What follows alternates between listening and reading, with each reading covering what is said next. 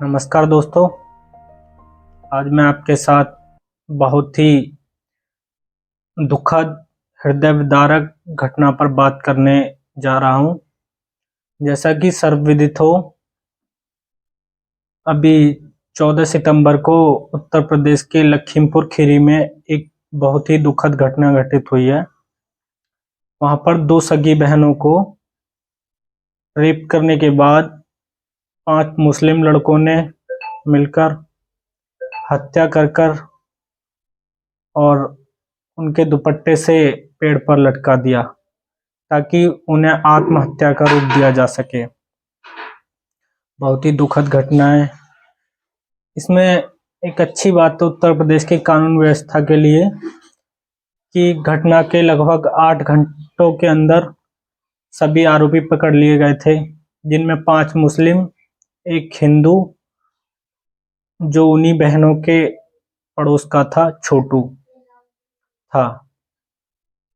इसमें छोटू ने दोनों बहनों की दोस्ती कराई थी 2 मुस्लिम लड़कों से, जुनैद और सुहेल से। दोस्ती चलती रही। कुछ समय बाद दोनों ही लड़के, जुनैद और सुहेल, अपने एक दोस्त आरिफ के साथ गांव में आते हैं और लड़कियों को अपनी बाइक पर बिठाकर बहला फुसला कर ले जाते हैं। दोनों बहनों के साथ रेप किया जाता है। फिर बहन उन पर शादी का दबाव बनाती हैं कि आपने हमारे साथ ये दुराचार किया है, आपको हमसे शादी करनी पड़ेगी। लेकिन दोनों ही मना करते हैं। फिर उसके बाद दोनों ही बहनों की हत्या कर देते हैं गला घोंटकर, और उनके दुपट्टे से उनके शव को फांसी के फंदे पर लटका देते हैं ताकि इसको आत्महत्या फांसी का रूप दिया जा सके। उसके बाद लड़कियां अगवा हुई होती हैं, मिलती नहीं है। जब कोई सूचना देता है कि वहां पे दोनों के शव लटके हुए हैं, फिर परिवार को शक होता है, इसलिए पुलिस द्वारा छोटू को उठा लिया जाता है। छोटू को उठाने के बाद छोटू से जब पूछताछ करती है पुलिस, तो छोटू उन 5 आरोपियों के नाम लेता है, बताता है। पुलिस 5 को उठाती है। पुलिस मुठभेड़ में जुनैद नाम के युवक को गोली लगती है पैर में, और 5 यानी 5 मुस्लिम, एक हिंदू, 6 अभी पुलिस की कस्टडी में है। लेकिन वहां पर अब चंद राजनीतिक दल नहीं जाएंगे, जैसे हाथरस की घटना पर रोना रो रहे थे, क्योंकि वहां अभी उत्तर प्रदेश में चुनाव नहीं है। और दूसरी बात, जो आरोपी हैं वो हिंदू नहीं है, मुस्लिम है। इसलिए अगर वो हिंदू होते या उत्तर प्रदेश में चुनाव होते तो सभी अपनी राजनीतिक रोटियां सेकने के लिए वहां मुद्दा उठा रहे होते और सभी अपना रोना रो रहे होते। लेकिन वहां नहीं जाएंगे क्योंकि आरोपी मुस्लिम है। और मैं सरकार से भी अनुरोध करता हूं कि सरकार को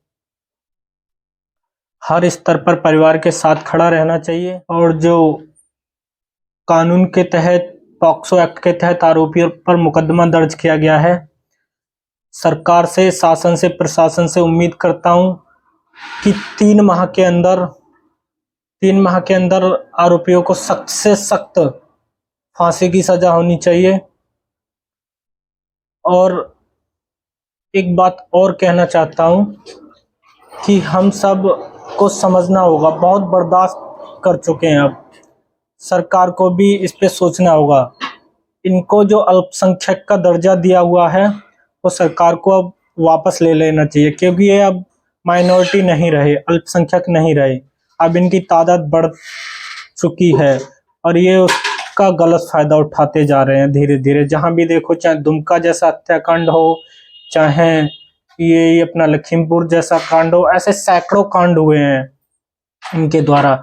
लेकिन अब हमें ठोस कदम उठाने की जरूरत है। ये सोची समझी इनकी रणनीति होती है, जिसको लव जिहाद नाम दिया जाता है। ये भी एक लव जिहाद ही है। इन्हें पहले गरीब और सीधी सादी बच्चियों को बहला फुसलाया जाता है, फिर उसके बाद शादी का दबाव बनाया जाता है, उसके बाद धर्म परिवर्तन का दबाव बनाया जाता है। जब इसमें हाँ ना कुछ होता है, हमारी बहनें जो इनके जाल में फंस जाती हैं, वो हाँ ना में कुछ समझ नहीं पाती, अपना जवाब धर्म परिवर्तन करने से मना करती हैं या शादी करने से मना करती हैं। तो ये उनका दुमका में जो पेट्रोल छिड़क कर आग लगा दी या यहाँ पे हत्या कर दी, लखीमपुर खीरी में ऐसे कांड होते हैं।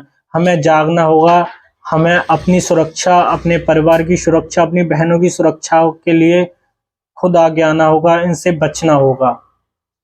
और आप सबसे उम्मीद करता हूँ कि आप सब बहन के न्याय के लिए ये वीडियो ज़्यादा से ज़्यादा शेयर करेंगे और लखीमपुर की घटना पर जल्द से जल्द सरकार से मांग करेंगे कि जल्द से जल्द 3 सारे आरोपियों को फांसी की सजा हो और बहन को न्याय मिले। वहाँ 2 बेटी नहीं बल्कि परिवार खत्म हुआ है।